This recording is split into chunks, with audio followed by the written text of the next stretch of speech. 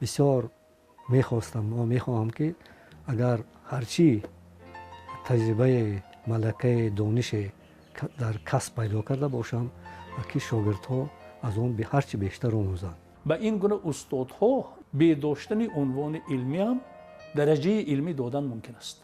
دادسین پروفسور. چرا؟ چون که وای استادی کسب خود، پروفسور گفتنی گپ معنای استادی کسب خود رو دارد.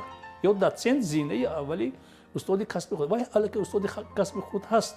نقش شخصیت استاد در زندگی خودم بسیار مؤثر میدانم و مثل من صدها شاگردانی هستند که از اخلاق، از حیثیت، از شخصیت استاد شریفزاده تاثیر پذیرفتند و وجود چنین استادان برای داشتن یک جامعه بیدار و روشنفکر در تاجیکستان خیلی مهم است. خیلی شادم که چنین پدر داریم.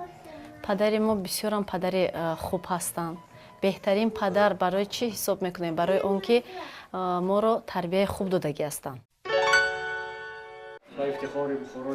قیرانشاه شریفزاده، چهره آشنا برای جامعه رسانه‌ای تاجیکستان.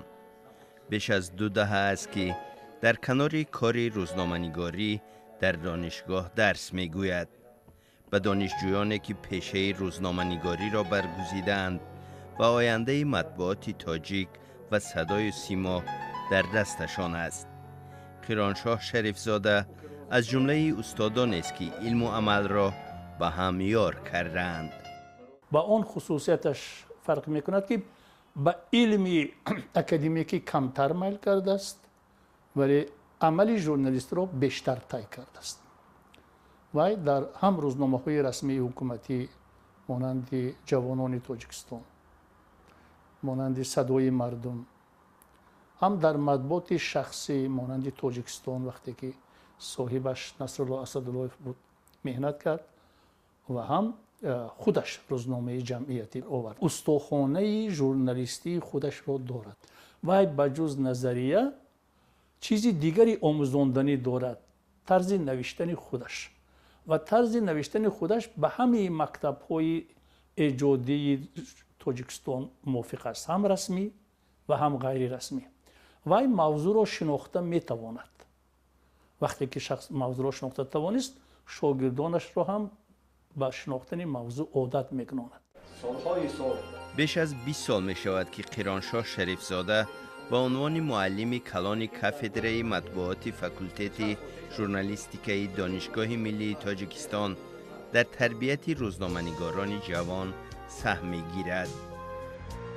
بسیاری از شاگردان فاکولته ژورنالیستیکی دانشگاه ملی تاجیکستان در مطبوعات و رادیوی تلویزیون‌های دولتی و خصوصی و خارجی فعالیت می‌کنند. آنها نقش استادان محترم و روشنفکر و آگاه مانند قیرانشاه شریفزاده را در تربیت حرفه‌ای خود مؤثر می‌دانند و از این افتخار دارند. همین گونه استاد است.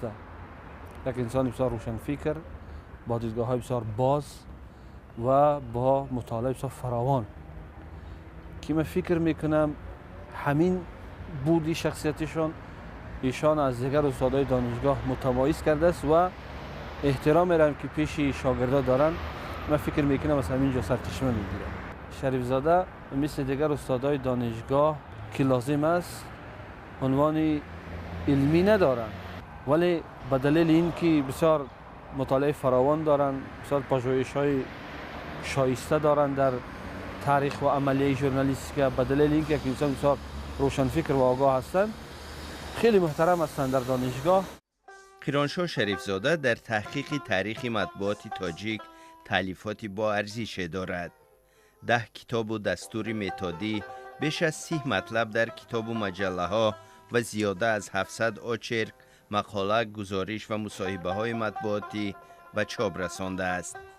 از کارهای جالبش رساله های بخارای شریف، نظر پس از 100 سال و گزیت روزنامه، از تاریخ، وظیفه های اجتماعی، تصنیفات و ساختار ردکسیای آن است که سالهای 2012 و 2016 نشر شده است. بخارای شریف به حیث اولین نخستین روزنامه فارسی تاجیکی عموما در دنیا در بخارا روی کار آمد و البته زمینه های پر اقتدار معنوی و فرهنگی بود که محض در بخارا به وجود آمد، ولی مهمش آن است که بخارای شریف با وجود کوتاه عمری خود همگی 153 شماره به تب رسید و متوقف گردید یا اجباراً بسته شد، تأثیر از خود گذاشت که برای تا امروز برای مطبوعات فارسی زبان، فارسی تاجیکی تاثیرگذار باقی مانده است. بخارای نو اداره روزنامه بخارای شریف وقتی که تاریخ روزنامه بخارای شریف را تحقیق میکرد، دریافت که در تاجیکستان تنها چند شماره این روزنامه باقی مانده است. تلاش‌هایش برای پیدا کردن نسخه های بیشتری اولین روزنامه تاجیکی که از چاپ شماره نخستین آن 106 سال می‌گذرد، در کتابخانه های سنت پترزبورگ، مسکو و قزان نتیجه ندادند. از نجم‌الدین کاویانی که از تاجیکان افغانستانی مقیم هلند است، شنید که شماره های زیادی بخارای شریف در پژوهشگاه در آمستردام محفوظ است. با کمک آکادمیسین ناصرجان سلیمزاده، رئیس وقت کتابخانه ملی تاجیکستان و نظام‌الدین زاهدزاده، معاون اول وزیر خارجه تاجیکستان، نسخه های الکترونیک 86 شماره روزنامه بخارای شریف را دسترس کرد. البته این اولین کشاف بخارای شریف نیست. بخارای شریف را استاد صدرالدین عینی اولین شده گفتند. رحیم هاشم در پرتوی وی سخن گفتند. من هم در پیروی آنها نوشتم. دیگرها تحقیق کردند، ولی امروز قرانشاه با داشتن پدشیفته پوره بخارای شریف به این چیز سر کار دارد. استاد عینی من یک چند شماره بخارای شریف را دیدم گفتند. من حقا همون قدرش هم ندیده بودم. قرانشاه این را نه تنها دید بلکه آوراند. قرانشاه شریفزاده را بر حق میتوان پیوند میان تاجیکان آسیای میانه و تاجیکستان نام برد. او اولین تاجیک است که 43 سال پیش از زادگاهش روستای تاجیک نشینی پررشت ناحیه فاریشی ولایت جیزخ ازبکستان برای تحصیل به دوشنبه آمد. سال آخری تحصیل در دانشگاه از روزنامه جوانان تاجیکستان دعوت گرفت و برای کار به این نشریه رفت. 10 سال در مکتب زادگاه تحصیل کردم. مکتب با زبان مادری تاجیکی، مکتب رقم 13 به نام استاد رودکی است مکتب. خب پس سال هم پس از ختم مکتب در یک مؤسسه دهه همسایه در خانه عمکم عبدالله ایستادم و کارم کردم، چون به دوشنبه آمدن را کسی همراه نداشتم. یعنی تا من به دوشنبه به تحصیل آمدن از دهه ما کسی در دوشنبه تحصیل نکرده بود. با فشاری کردم که من اگر در دانشگاه میخوانده باشم تنها در دوشنبه خواهم خواند، حتی نه سمرقند نه تاشکند، چون من از خردی میخواستم ژورنالیست روزنامه‌نگار باشم. خب که در دانشگاه های بخش های تاجیکی دانشگاه سمرقند این اختصاص نبود و آمدم در به دوشنبه همون سال 1975. اون وقتا قبول به طور کلاسیکی بود، یعنی امتحانات خطی و دهانی. 4 امتحان هم سپردیم و داخل شدیم. 5 سال در فاکولته فیلولوژی تاجیک دانشگاه ملی تاجیکستان، اون وقت یونیورسیته دولتی تاجیکستان تحصیل کردیم. در انتخاب پیشه روزنامه‌نگاری و علاقه دلبستگی به شعر و سخن و کتاب، نقش آموزگاری نخستینش حسنبای ارگشف، معلم ادبیاتش ارگش عزیزوف، استاد زبان روسی خود خالیبک قوناق و شاعر معروف تاجیک جانیبک قوناق را مؤثر می‌داند. قرانشاه شریفزاده که امروز افراد زیاد او را با احترام استاد خود می‌خوانند، دوران تحصیل در دانشگاه از بزرگان چون شریف جان حسین زاده، دادا جان تاجیف، واحد اسراری و صاحب تبرف صنعتی سخن آموخت. او در چند مقاله‌اش با اخلاص و احترام این 4 نفر را 4 ستون فاکولته فیلولوژی تاجیک دانشگاه ملی تاجیکستان عنوان کرده است. اما برای او و 15 همسبقش در گروه ژورنالیستیک فاکولته فیلولوژی تاجیک در سالهای 1975-1980 پروفسور ابراهیم عثمانوف استاد تخصصی و همراه و همراز و راهبلد بود. با ژورنالیستیکا همچون شخص آگاه نظر کردن و پیوستن را ما از استاد ابراهیم عثمانوف آموختیم، چون ایشان پس از درس ما را شروع میکرد از آثارخانه ها، از موزه ها تا به جاهای تاریخی پایتخت و اطراف و به تئاتر میبرد. و حتی یاد دارم که ما 4 سال تحصیل میکردیم، استاد عثمانوف از حساب خود بلیت سالانه، یعنی ابونمنت میگفتن، دفترچه سالانه بلیت برای با نرخ ارزان برای 16 نفر ما برای تئاتر جوانان خریداری کرده بودند. و پس از آن که با ردکسیه ها سر و کار گرفتیم، تجربه آموزی می‌کردیم. البته 2 سال آخر که در جوانان تاجیکستان تجربه آموزی گذاشتم، خدا رحمتش کند، مدیر شعبه مکتب و مکتب‌های عالی نزاکتبان عالی ما بودند که بواسطه دست ما را با نوشتن و با کار اداره روزنامه راست کردند. با گفته قیرانشاه شریفزاده، استاد زنده‌یاد واحد اسراری باعث شد تا او در کنار فعالیت روزنامه‌نگاری و کار معلمی هم مشغول شود. من در روزنامه صدای مردم کار میکردم، ولی استاد نخستینم استاد زنده‌یاد واحد اسراری که مدیر کافدره بودند، بارها میگفتند که در برابر کار من باید درسم بگویم، از تجربه خود درس‌های عملی گذارم در فاکولته، در شعبه.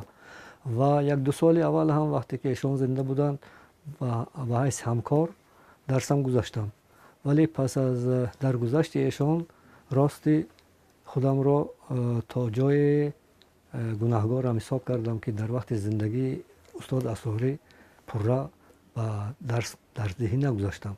و پس از مرگ استاد اسراری از سال 1996 آخرش 97 یعنی پره به کافدره مطبوعات به درس گذاشتم. جمهوری‌های سابق شوروی و دنیا. قیرانشاه شریفزاده که امروز از استادان صاحب نام فاکولته ژورنالیستیکی دانشگاه ملی تاجیکستان و یکی از روزنامه‌نگاران شناخته کشور است، برای بالا بردن جایگاه و اعتبار رسانه‌ها در جامعه و رشد همکاری میان 4 رکن حاکمیت تلاش‌های زیادی کرده است. با عنوان یکی از فعالان جامعه شهروندی نزدیک 20 سال است که ریاست سازمان اجتماعی ژورنالیست را بر عهده دارد. در سالهای 2013-2014 رئیس شورای وسایط اخبار عمومی تاجیکستان بود. و سازمان ما هم با نام اساسیاسیون ژورنالیستان تاجیکستان همکاری اجتماعی هدف پیش گذاشت که همین بخش رو، یعنی بخش سوم، به اصطلاح بخش سوم جامعه رو با دو بخش دیگر، بخش دولتی و بخش تجارت آشتی بدهد.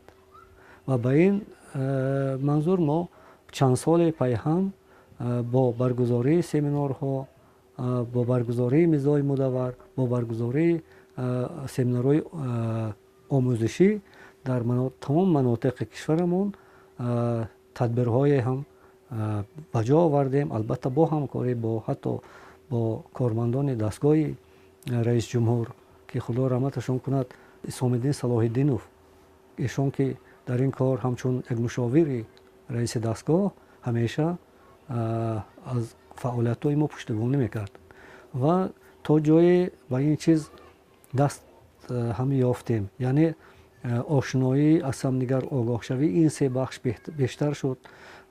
کار تا درجه رسید که در سطح بلند رئیس جمهور سال 2002 بار اول در منطقه آسیای میانه با نمایندگان جامعه شهروندی یا سازمان‌های اجتماعی غیرحکومتی ملاقات خاصه هم آراستند.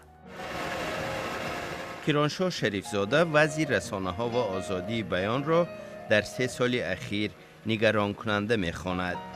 او محدود شدن فضای اطلاعاتی را از علل اصلی از چاپ باز ماندن برخی نشریه‌ها مثل هفته‌نامه نگاه می‌داند. اما چرا چنین وضعیت پیش آمده؟ قانون‌های ساحه اطلاعاتی ما شروع کرده از سرقانون تا به قانون‌های دیگر ساحوی از دیگر قانون دیگر کشورها کمی ندارد اصلا، ولی در ما مشکل در قانون تطبیق کنی است. مشکل ما از جمله در соҳаи васоити иттилоъоти омма. он чизе ки имрӯз сармуҳаррирҳои мо, соҳибони нашрияҳои мо худ сензура дорад, худ сензура доранд, дар ҳоле ки тибқи қонун сензура ман аст. ин эҳтиёткорӣ, ин мабодо ба мушкил рӯбарӯ назанам, бо ҳамин иллату сабабҳо таъсиргузории матбуоти даврӣ ҳам ба аҳли ҷомеа суст шудааст. авохири соли гузашта қироншоҳ шарифзода дар остонаи 60-умин солгарди таваллудаш маҷмӯаи мақолаҳо ва мусоҳибаҳояшро таҳти унвони дар ҷустуҷӯи шахсият чоп кард. сарсухани ин маҷмӯаро профессор иброҳим усмонов навиштааст ки ҳунари шарифзода ном дорад.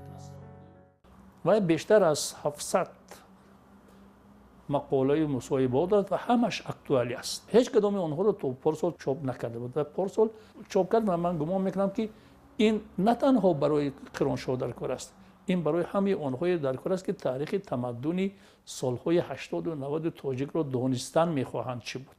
зеро дар он ҷа ин на фикри қироншоҳ, балки фикри шахсияти муҳитшиносе ифода шудааст.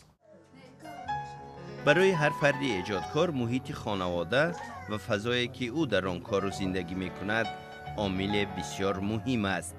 ба қавли худи қироншоҳ, ӯ на танҳо ба асли озодии баён дар ҷомеа, балки ба озодӣ ва озодандешӣ дар муҳити хонаводааш ҳам эҳтиром қоил аст.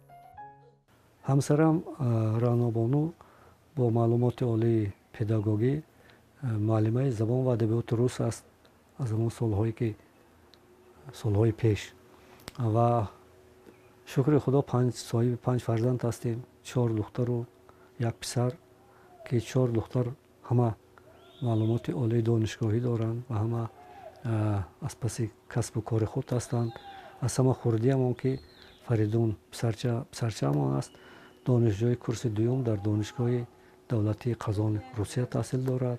5 набераам ки дорем аз 3 духтари ба ислоҳи мардум ҷобаҷо шуда, он набераакҳоам ҳафтае ҳамроҳи мо ҳастанд, рӯзҳои истироҳат меоянд ва ин фазои моро, ин хонаи моро ҳамеша пур нигаҳ медоранд. дар тарбияи мо модарамонам низ иштироки калон доштанду ҳар вақте ки падарам аз кор меомаданд, он кас мегуфтанд ки падаратон гушна ҳастанд, сер ҳастанд, ташна ҳастанд, чизе ҳастанд нестанд, як бор дароятону пурсетон ки кани падаратон чой мехоҳанд намехоҳанд, хоҳанд нахоҳанд, бояд ки чояшон дам кардагӣ дар наздашон гузоштагӣ бошад.